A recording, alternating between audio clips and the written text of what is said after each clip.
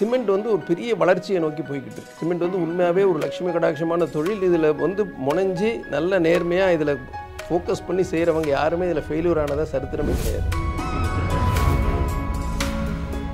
Commerce படிக்கிற ஸ்டூடெண்ட்டை கொடுங்க, நான் அவரை வந்து சிவில் ஸ்டூடெண்ட்டுக்கு ஈக்குவலாக we will change because it is all about the training process. திறமைகள் வேறு, அவங்களோட அனுபவம் வேறு.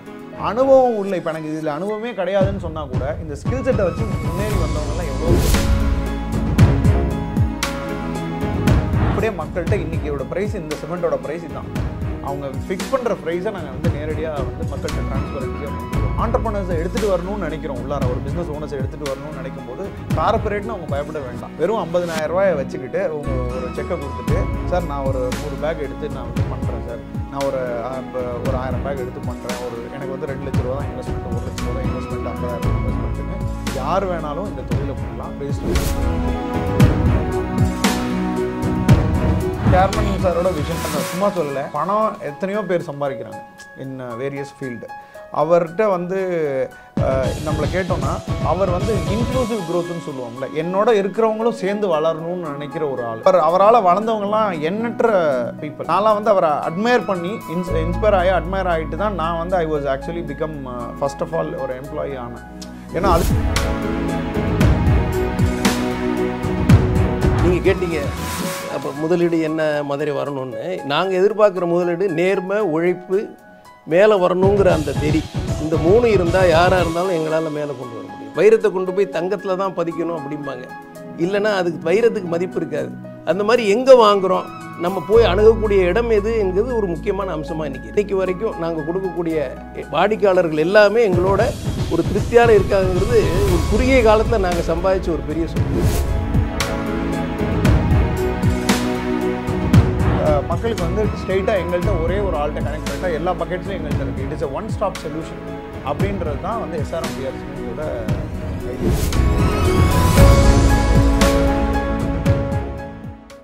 பிஹைண்ட்ஸ் நேயர்களுக்கு வணக்கம். SRM குழுமத்தை பற்றி நம்ம நிறைய கேள்விப்பட்டிருப்போம். டிரான்ஸ்போர்ட்டாக இருக்கட்டும், மெடிக்கலாக இருக்கட்டும், எஜுகேஷனாக இருக்கட்டும், நிறைய விஷயங்கள் அப்படிங்கிறத பண்ணிகிட்ருக்காங்க. அவங்க இப்போ ரீசெண்டாக SRM PR சிமெண்ட்ஸ் அப்படின்ட்டு ஒரு ட்ரேடிங் நிறுவனம் அப்படிங்கிறத ஆரம்பிச்சிருக்காங்க. நமக்கு எல்லாருக்குமே தெரியும், இன்னைக்கு கட்டுமானம் அப்படின்னு சொன்னாலே நம்மளுக்கு ஃபஸ்ட்டு ஞாபகம் வர்றது சிமெண்ட்டு. அந்த சிமெண்ட்டை தரமானதாக வாங்கிட்டோம் அப்படின்னா பில்டிங்கை வந்து குவாலிட்டியாக நிற்கும் அப்படிங்கிற நம்பிக்கை நம்மளுக்கு இருக்குது. இது ஒரு புறம் இருக்க, என்னடா இவங்க எஜுகேஷனல் மெடிக்கல் அப்படின்ட்டு கொஞ்சம் எலைட்டாக இருந்துட்டு திடீர்னு வந்து கட்டுமான சைடு சிமெண்ட் சைடு இறங்கிட்டாங்களே, என்ன காரணம்? மற்றவங்க பண்ணுறதுக்கும் இவங்க இப்போ சிமெண்ட் சைடு வந்திருக்காங்க, இவங்க என்ன ஒரு மாற்றத்தை கொண்டு வந்திருக்காங்க, என்ன பண்ண போகிறாங்க அப்படின்ட்டு நிறைய விஷயங்களை கேட்டு தெரிஞ்சுப்போம். SRM PR சிமெண்ட்ஸோட CEO Om Prakash Gunasekaran மற்றும் சீனியர் அட்வைசர் KR கோபாலகிருஷ்ணன் அவர்கள் தான் வந்திருக்காங்க. அவங்கள சந்திக்க இருக்கிறோம். இருவருக்கும் வணக்கம். வணக்கம். SRM குழுமம் ரொம்ப ஒரு பரிச்சயமான பெயர். தமிழகத்தில் மருத்துவமாக இருக்கட்டும், கல்வியாக இருக்கட்டும், போக்குவரத்தாக இருக்கட்டும், நிறைய கேள்விப்பட்டிருக்கோம். சேவைகள் அப்படிங்கிறத தொடர்ந்து ஆடிச்சிட்டு இருக்கீங்க. இப்போ திடீர்னு SRM PR சிமெண்ட்ஸ் அப்படிங்கிறதையும் பார்க்க முடியுது நிறைய ஆடில் அப்படிங்கிறதுல. இது எதை நோக்கி இதை நகர்த்துறதுக்கான காரணம் என்ன? சிமெண்ட்ஸை நோக்கி திடீர்னு SRM குரூப் போகிறதுக்கான காரணம் என்னன்னு தெரியும்? நிச்சயமாக, அதாவது உங்களுடைய கேள்வியிலேயே பாதி பதில் அடங்கியிருக்கு. ஆக்சுவலாக நீங்கள் எங்களுடைய நிறுவன தலைவர் திரு ரவி பச்சமுத்து அவர்கள் ஒரு தொலைநோக்கு பார்வை பார்த்தீங்கன்னா, எல்லாமே எங்கள் வியாபாரம் சார்ந்த அனைத்துமே வந்து சமூக நலன் கருதி இருக்குது. கல்வியாக இருக்கட்டும், ஒரு மனிதனுக்கு கல்வி எந்த அளவு இன்றியமையாது இன்றைய காலகட்டத்தில் உங்களுக்கு தெரியும். அந்த மாதிரி ஒரு உடம்பு ஆரோக்கியம் என்னங்கிறது தெரியும். அந்த மாதிரி ஒரு சமூக சேவை நலன் கருதி தான் நம்மளுடைய அணுகுமுறை எல்லாமே இருக்குது. அந்த வகையில் நீங்கள் கேட்கலாம், அப்படின்னா சிமெண்ட் எந்த வகையில் உங்களுக்கு சமூகத்துக்கு நலனை கொடுக்க போகுதுன்னு கேட்டால், பொதுவாக அந்த காலத்தில் சொல்லுவாங்க, உண்ண உணவு, உடுக்க உடை, இருக்க இடம், 3மே மனிதனின் அத்தியாவசிய தேவைகள். அப்படிப்பட்ட மனிதனின் அத்தியாவசிய தேவைகளுக்கு இந்த சிமெண்ட் அடிப்படையாக இருக்க இடம்ங்கிற இடத்துல சிமெண்ட் ஒரு அடிப்படையாக இருக்குது. அந்த வகையில் ஒவ்வொருத்தரும் வீடு கட்டுறதுங்கிறது ஒரு பெரிய அந்தஸ்தாக கருதப்படுகிறது. அப்படிப்பட்ட வீடு கட்டுறதுக்கு நம்மளுடைய நிறுவனம் வந்து, நம்மளுடைய தலைவர் வந்து, நம்மளுடைய நிறுவனம் வந்து ஒரு முன்னணி நிறுவனமாகவும் எல்லாருக்கும் ஒரு சேவை நிறுவனமாக இருக்கணுங்கிறது தான் என்னுடைய அபிப்பிராயம். ஓகே. ஆனால் சார், இந்த காலகட்டத்தில் பார்த்தோம்னா சிமெண்ட்ஸ் இல்லாமல் ஒரு 10 வருஷத்துக்கு முன்னாடி மாதிரிலாம் இல்லாமல் அப்படியே கட்டுமான துறைங்கிறது அப்படியே சேஞ்ச் ஆயிடுச்சு. 20 நாளில் பில்டிங் கட்டுறது எப்படி, 1 மாதத்தில் கட்டுறது எப்படின்னு அப்படியே சேஞ்ச் ஆகிட்டே போயிட்டு இருக்குல்ல. இந்த நேரத்தில் இந்த சிமெண்ட்ஸ் அப்படிங்கிறது இன்னும் ஃபியூச்சரில் ஒரு ஸ்ட்ராங்காக நிற்கக்கூடியதாக ஒரு இருக்கும் அப்படிங்கிற நம்பிக்கை உங்களுக்கு இருக்கா? நிச்சயமாக இருக்குது. ஏன் இருக்குன்னா, அதுக்கு வந்து நம்ம ஸ்டாட்டிஸ்டிக்ஸே அதுக்கு வந்து ஆதாரமாக இருக்குது.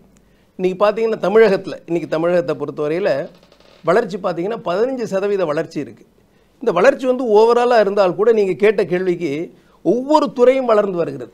இன்ஃப்ராஸ்ட்ரக்சர் அப்படின்னு சொல்லக்கூடிய road projects, bridges, metro water, இந்த மாதிரி பலவிதமான இன்ஃப்ராஸ்ட்ரக்சர் ப்ராஜெக்ட் வந்து க்ரோத்தில் இருக்குது. 20% வளர்ச்சியில் அது போய்கிட்டு இருக்குது.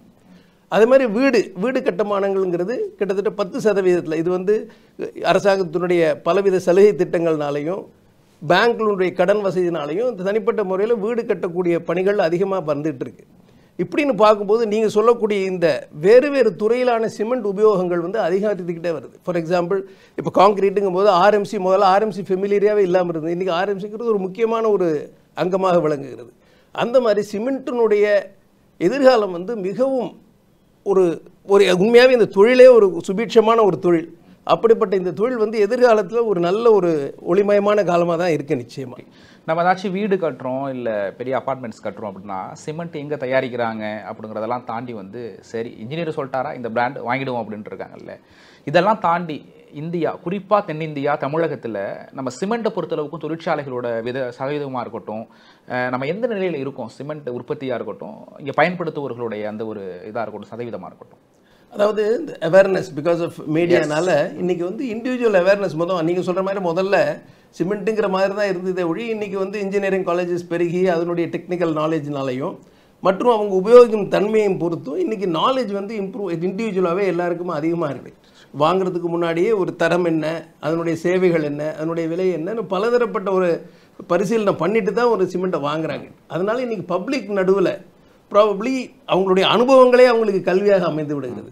அதனால் இன்றைக்கி காலகட்டத்தில் அது வந்து பப்ளிக்கில் சிமெண்ட் வாங்கும் பொழுது என்ன, அதாவது பொதுவாக சொல்லுவாங்க வைரத்தை கொண்டு போய் தங்கத்தில் தான் பதிக்கணும் அப்படிம்பாங்க. இல்லைன்னா அதுக்கு வைரத்துக்கு மதிப்பு இருக்காது. அந்த மாதிரி எங்கே வாங்குகிறோம், நம்ம போய் அணுகக்கூடிய இடம் எது என்கிறது ஒரு முக்கியமான அம்சமாக இன்றைக்கி இருக்குது. ஓகே, நிறைய பேருக்கு பார்க்குறவங்களுக்கு ஒரு கேள்வி இருக்கலாம். பல பிராண்டு சிமெண்ட்ஸ் அப்படிங்கிறத பார்த்துருப்போம், கையாண்டிருப்போம். இப்போ எஸ்ஆர்எம்பிஆர் சிமெண்ட்ஸ் அப்படிங்கிறத பார்க்கவும் முடியலை, பயன்படுத்தவே இல்லை அப்படின்ட்டு. இது ஒரு பிராண்டாக வருதா இல்லை ஒரு ட்ரேட் மாதிரியா? அக்கார்டிங் டு மார்க்கெட் அப்படின்னு கேட்டிங்கன்னா பல பிராண்ட்ஸ் இருக்குது. XYZ உங்களுக்கு தெரியும், தமிழ்நாடு பிராண்ட்ஸ்னு கொஞ்சம் இருக்குது, ஆந்திரா பிராண்ட்ஸ்னு இருக்குது, நிறைய சிமெண்ட் பிராண்ட்ஸ் இருக்குது. It is all tested, qualified அப்படின்றது ஒரு பக்கம் இருந்தாலும் ஒரு கார்ப்பரேட் நிறுவனம் இதை ஒரு ப்ரொஃபஷனலாக பண்ணலை. இது வரைக்கும் ஏஜென்சிஸ் அப்படின்னு எடுத்துக்கிட்டிங்கன்னா ஒரு டீலர்ஸ் ஒரு ஏரியாலையும் ஒரு 30-40 டீலர்ஸ் இருப்பாங்க. ஒரு ஹோல்சேலர், ஒரு சின்ன டீலர்ஸ்னு நிறைய பேர் இருப்பாங்களே தவிர ஒரு ப்ரொஃபஷ்னல் நெட்வொர்க், ஒரு கம்பெனி, ஒரு கார்ப்பரேட் மாதிரி அதை ரன் பண்ணவே இல்லை. ஸோ இப்போது நீங்கள் அதுக்கு நான் எக்ஸாம்பிள் ஒன்று வந்து சொல்லலாம், உங்களுக்கு புரிஞ்சுக்க முடியும். இப்போ வந்து LP, Allen Solly, Van Heusen அப்படின்னு எண்ணற்ற பிராண்ட்ஸ் இருக்குது உங்களுக்கு. இப்போ வியர் பண்ணுற ஷர்ட்ஸு, ஜீன்ஸில் டெனிம், அது மாதிரி ஏகப்பட்ட. ஆனால் இது எல்லாமே தனித்தனியாக ஒரு ஃபேக்ட்ரி அவுட்லெட்டாக இருக்கும். ஒன்று அது மாதிரி இருக்கும். இல்லை அப்படின்னா இதை வந்து மொத்தமாக ஹோல்சேலில் ஒரு இப்போ சீமாட்டி அந்த மாதிரி பிராண்ட்ஸ் இருக்கும். ஸோ இந்த பிராண்ட்ஸில் போய் அவங்க வித்துட்டு இருப்பாங்க. ஆனால் ஒரு கார்ப்பரேட் நிறுவனம் வந்து அதை பண்ணுதா? இப்போ லேண்ட்மார்க் குரூப் எடுத்துக்கிட்டிங்கன்னா லைஃப் ஸ்டைல் அப்படின்னு சொல்லிட்டு ஒரு பிராண்ட் வச்சு அந்த எல்லா ஆன்லைன் ஷாப்பிங்காக இருக்கட்டும், ஆஃப்லைன் ஷாப்பிங்காக இருக்கட்டும், எல்லா பிராண்ட்ஸையும் ஒரே இடத்துல கொண்டு வர்றது இருக்குல்ல, அதுதான் வந்து what we are actually now doing in SRMPR cements. So பேசிக்காக இருக்கிற எல்லா பிராண்ட்ஸையும் நீங்கள் எடுத்துக்கிட்டிங்கன்னா எல்லா பிராண்ட்ஸும் எடுத்துங்க. கேசிபி, ஒரு சாகர், இவங்கெல்லாம் வந்து இண்டஸ்ட்ரியில் ஒரு 70 years 40 years உள்ள சிமெண்ட் பிராண்ட்ஸ். பேசிக்கலி இவங்க எல்லாருமே அவங்கவுங்க டீலர்ஸை வச்சுட்டு ஆப்ரேட் பண்ணிட்டு இருக்காங்க. பட் இது எல்லாமே ஒரு கார்ப்பரேட் ஃபீல்டில் கொண்டு வந்து அது எல்லாத்தோட ப்ரைஸையும் இது பண்ணிவிட்டு மக்களுக்கு வந்து ஸ்ட்ரெயிட்டாக எங்கள்கிட்ட ஒரே ஒரு ஆள்கிட்ட கனெக்ட் பண்ணிட்டா எல்லா பக்கெட்ஸ்லையும் எங்கள்கிட்ட இருக்குது. It is a one stop solution அப்படின்றது தான் வந்து எஸ்ஆர்எம்பிஆர் சிமெண்ட்ஸோட ஐடியா.